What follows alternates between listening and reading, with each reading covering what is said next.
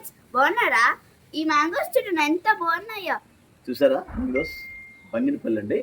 ఇది హైదరాబాద్లో చిలుకూరు దగ్గర మా కన్నగాడు వాళ్ళ తాతగారి వాళ్ళ గార్డెన్లో చూసారా ఎంత చక్కగా గుత్తులు. యాక్చువల్గా ఈ సీజన్లో మామిడి అసలు సరిగ్గా కాపు రాలేదని చాలామంది అనుకుంటుంటే ఇక్కడ చూసారు గుత్తులు చాలా చూడండి. అందుకునే మా బాబు కూడా అందుకునే హైట్లో ఉన్నాయి.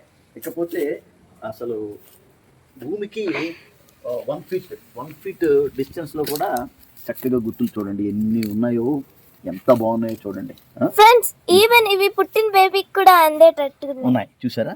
అదండి స్పెషాలిటీ, అందుకే మీకు చూపిస్తున్నాను. ఇంకా చాలా వెరైటీస్ ఉన్నాయి, కూడా చూద్దామండి. అందాక ప్రస్తుతం ఇది చూపించాను. చూడండి ఎంత ల్యాండ్ కింద చూడండి. కాకపోతే మామిడి బాగా కాపు రావాలంటే ఏం చేయాలి, దాని మీద కొన్ని విషయాలు. నీరు ఎక్కువైనా తక్కువైనా కాయలు రాలిపోతాయి అన్నమాట. చుట్టూ మనం పశువుల ఎరువు, అది కంపోస్ట్ వేసుకుంటూ ఉండాలండి.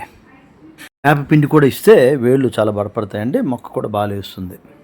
మనం సేంద్రియంగా చేసుకుంటే పొటాష్ కూడా ఎక్కువగా ఇచ్చుకుంటే బాగుంటుందండి. పొటాష్ ఎలా చేయాలో నేను ఒక వీడియోలో తెలియజేస్తాను, అది చూడండి. సేంద్రియంగా అయితే మనకి అరటి తొక్కల ద్రావణం, చెక్క బూడిద ఇటువంటివి కూడా ఉపయోగించవచ్చు అనమాట.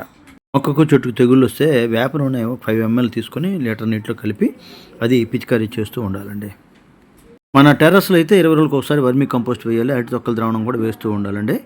ఎగ్ తాలూకా పెంకు పొడి కూడా మంచి బాగా పనిచేస్తుందండి. దీనికి రోజుకి 6 గంటల పైగా మనకి ఎండ తగిలేటట్లుగా ఉంచుకోవాలండి. ఆ విధంగా ఉంటే చాలా బాగుంటాయి మొక్కలు.